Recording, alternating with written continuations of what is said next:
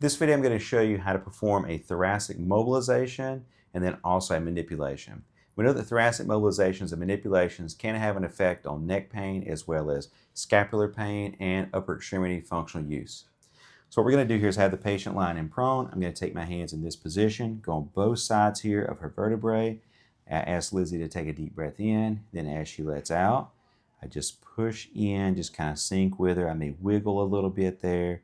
And then I come back up again. And then she's going to take a deep breath in. Then she's going to let that out. And as she goes out, I sink back in again. Sometimes I'll kind of do a little wiggle there. And I'm pushing at about a 45-degree angle. It doesn't have to be exact, but that typically does pretty well as far as mobilizing that area.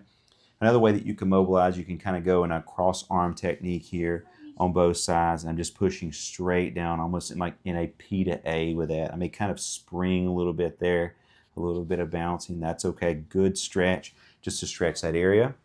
And now we're going to take this into a manipulation. We went through all of our screening and determined that Lizzie is safe to have a thoracic manipulation, which generally are pretty safe.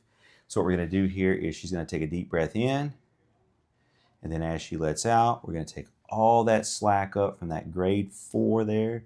And then there we go. And there's the thrust. That's a grade 5 mobilization or a grade 5 manipulation, high velocity, low amplitude, whichever you want to call it, whatever your scope of practice is, your profession is. And then deep breath again. And then she's going to let that all the way out. And I'm going to come in here and do the same thing. There we go. Now with that, does it have to pop? A lot of research supports the placebo effect with that. If the patient believes that it needs to pop, then it needs to pop. For my scope of practice and my purpose, it is not to pop or adjust or realign, anything like that. I'm just trying to gap the joints to stimulate the nervous system to optimize pain tolerance and functional movement. Hope this video helps, and thanks so much for watching.